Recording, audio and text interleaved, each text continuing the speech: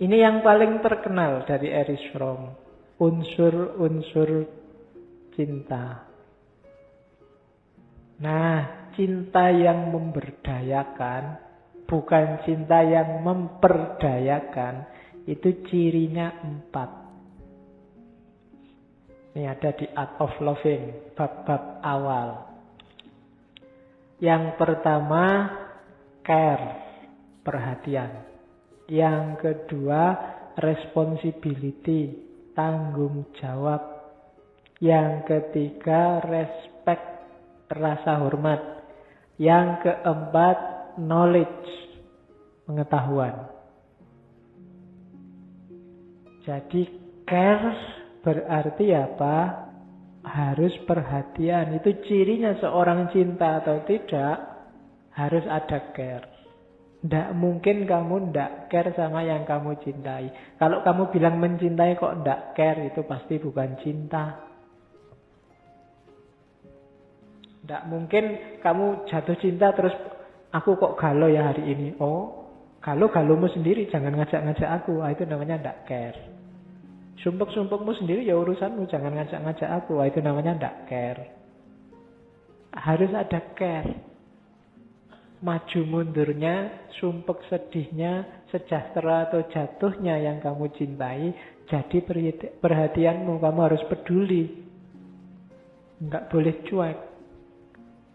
Ya enggak harus cinta sama lawan jenis, cinta sama apapun. Cinta sama Allah ya berarti harus care sama Allah dan keinginannya. Enggak boleh enggak care. Enggak boleh misalnya kamu bilang cinta sama Allah tapi dosanya jalan terus. Kok jalan? Oh, enggak apa-apa lah. Allah kan maha pemaaf, dicuekin aja nanti kita tinggal minta maaf. Enggak boleh, itu berarti enggak cinta. Kalau memang cinta ya harus peduli. Kalau cinta sama Indonesia juga harus peduli. Alah Pak, Indonesia sudah ada yang ngurus, saya enggak usah mikir lah. Sudah banyak orang pinter yang mikir. Itu namanya enggak care. Kalau memang care ya peduli. Ikut prihatin saya, enggak apa-apa, paling enggak ikut prihatin. Meskipun mungkin itu basa-basi. Tapi menunjukkan bahwa kamu care. Jadi ciri pertama itu. Kalau care aja enggak ada, pasti bukan cinta. Kok kamu punya teman dekat, kamu bilang, malam ini perasaanku kok enggak tenang ya. Udah enggak usah ganggu orang tidur. Nah itu enggak care namanya, enggak peduli. Harus care. Yang kedua, responsibility. Responsibility itu ikut bertanggung jawab. Kalau ada misalnya yang kamu sukai melakukan yang jelek-jelek, ya diingetin, itu namanya ikut tanggung jawab. Jangan begitu. Jangan nekat. Jangan curang, nanti kamu susah. Itu namanya ikut tanggung jawab. Bukan kamu, aku. Itu namanya nggak responsibel. Biar aja urusannya sendiri-sendiri. Nggak bisa. Itu namanya nggak responsibel. Meskipun tanggung jawab ini bukan berarti dominasi atau mendikte pasanganmu. Tanggung jawab berarti apa? Ikut terlibat.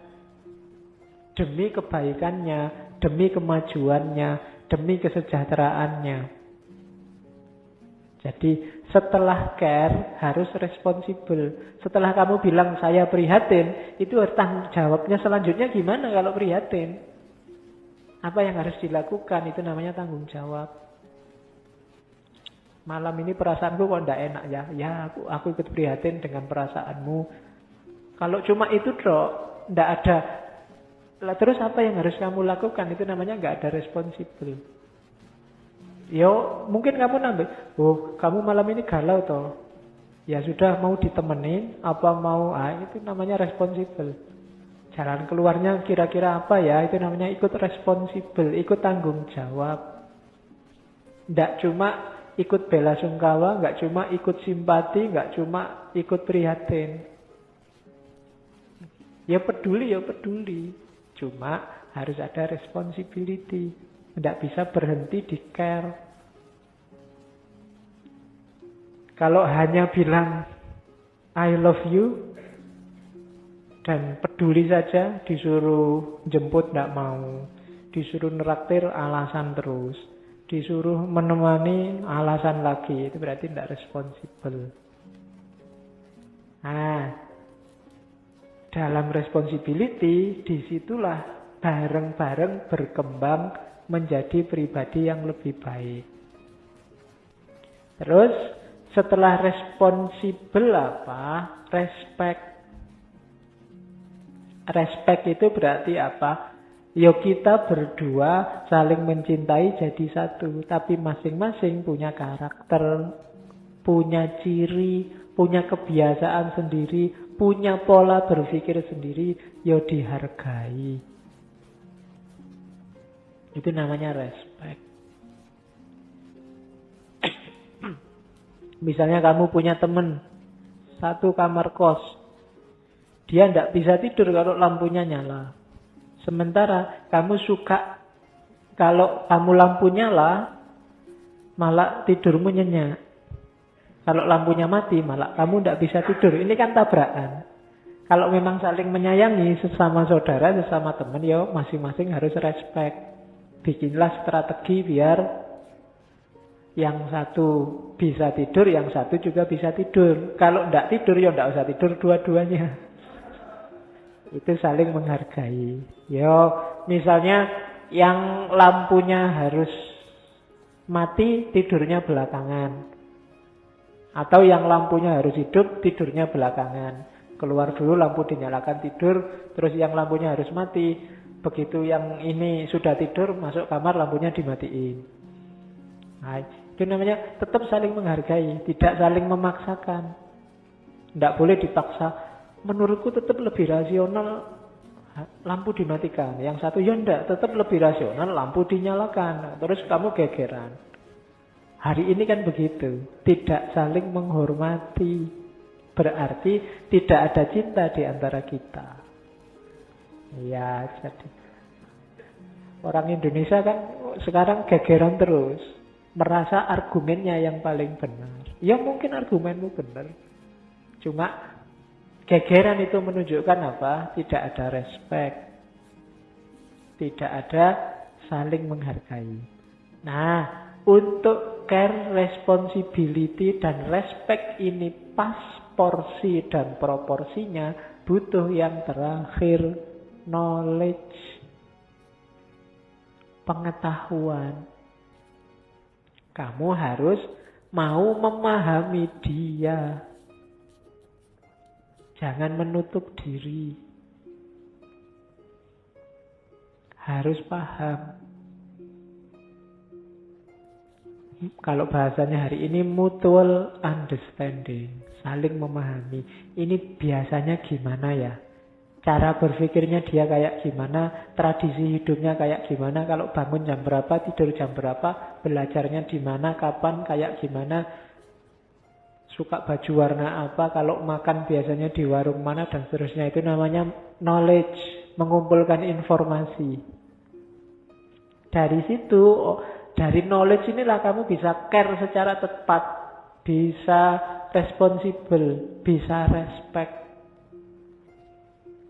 Kamu alergi kucing, pacarmu penyayang kucing. Wah, itu kan butuh knowledge, saling memahami. Kalau tidak gitu mesti gegeran, putus gara-gara kucing. Iya, kan bisa kayak gitu. Itu yang bikin kadang-kadang urusan kecil aja terus gegerannya berminggu-minggu. Kenapa? Tidak ada saling respect. Kenapa nggak bisa respect? Karena tidak punya pengetahuan. Tidak ngerti. Maka butuh knowledge. Inilah 4 unsur dasarnya cinta yang sehat. Kalau 4 atau salah satu dari 4 ini tidak ada, ya cintamu terancam bahaya. Kalau sudah tidak care, tidak mau responsible, tidak respect, dan tidak mau tahu, tidak saling tahu menau, itu alamat wallahu a'lam bishawab. Ya, jadi perhatikan 4 unsur dasar ini. Oke, sekarang ngomong objeknya. Yang biasa dicintai orang, ya meskipun tadi objek bukan yang pertama, tapi ya pada akhirnya kan ada yang dicintai, namanya objek cinta. Ada cinta sesama, namanya cinta persaudaraan. Cirinya, ya ini cinta terhadap sesama manusia. Cirinya apa? Tidak eksklusif, terbuka. Pengalamannya adalah pengalaman solidaritas. Hidup bersama. Itu kalau di Erich Fromm, porosnya apa? Mencintai yang miskin, mencintai yang lemah, mencintai yang tidak berdaya, mencintai yang tertindas. Kenapa ini jadi porosnya? Karena kalau orang pada yang miskin, pada yang lemah, pada yang tidak berdaya sudah bisa mencintai, pada yang lain pasti bisa. Kalau kamu mencintai temanmu yang sama-sama ngaji, itu biasa, wajar. Kalau kamu mencintai orang tuamu, sangat wajar. Mencintai dosenmu, sangat wajar. Mencintai yang cakep-cakep, sangat wajar. Dan sangat mudah. Tapi mencintai yang miskin, yang lemah, yang tidak berdaya, termasuk mencintai orang asing, kalau di Erich Fromm, itu luar biasa. Karena biasanya orang cenderung menghindar dari yang asing, cenderung tidak suka sama yang miskin, sama ketidakberdayaan. Itu kenapa agama menekankan cintailah kelompok-kelompok ini. Karena ini parameter bahwa kita memiliki kualifikasi cinta persaudaraan. Kita cinta sesama. Kalau mencintai orang kaya itu gampang, mencintai artis itu mudah. Mencintai temanmu yang selevel itu mudah. Tapi yang lebih miskin, lebih tidak berdaya, lebih asing itu agak susah. Maka porosnya itu.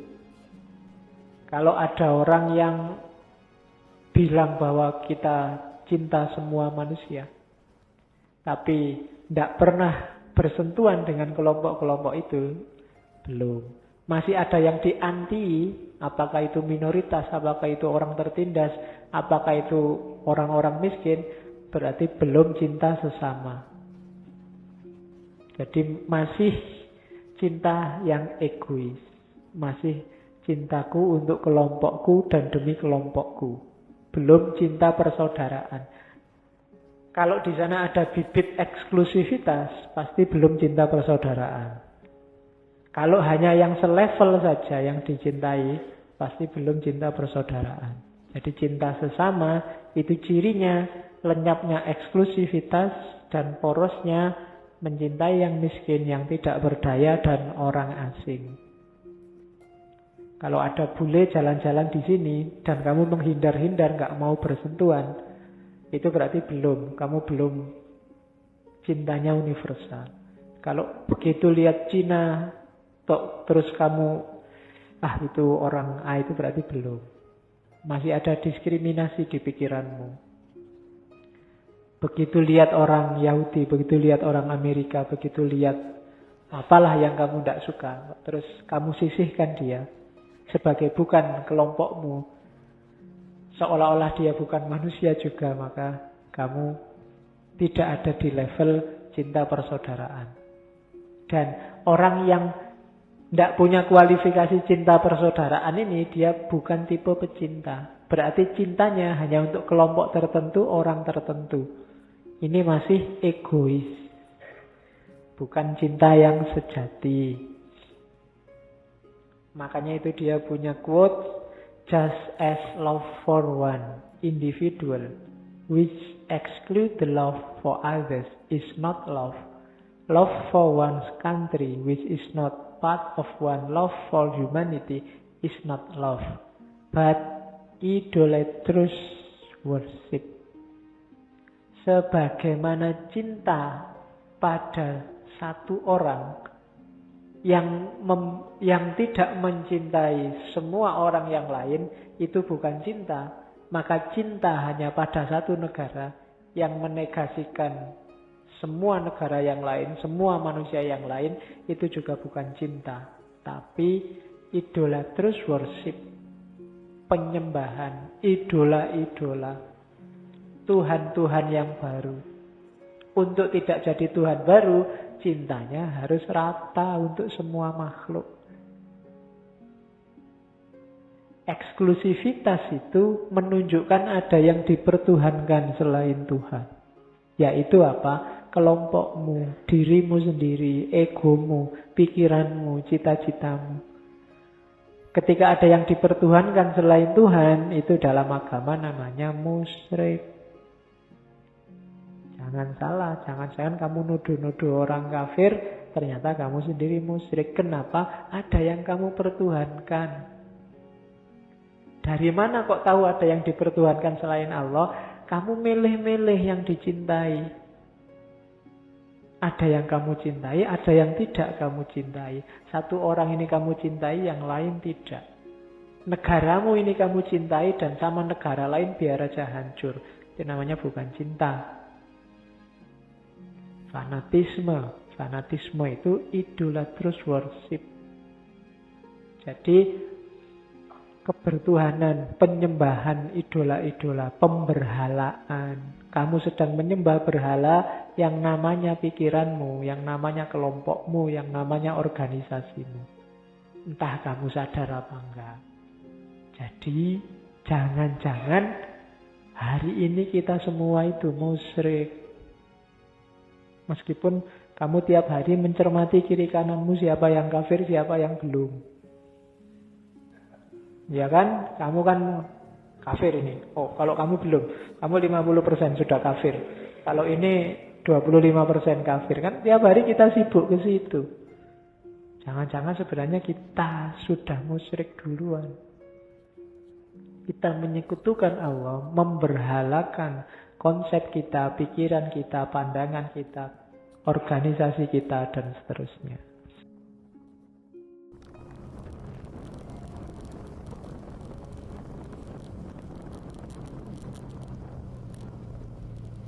Terima kasih untuk teman-teman semua yang sudah menonton video ini. Semoga menjadi ilmu yang bermanfaat dan menambah wawasan baru untuk teman-teman semua. Like video ini jika teman-teman suka, tinggalkan komentar yang positif dan bagikan video ini jika menurut teman-teman video ini bermanfaat. Jangan lupa subscribe dan aktifkan loncengnya agar tidak ketinggalan video terbaru dari channel ini.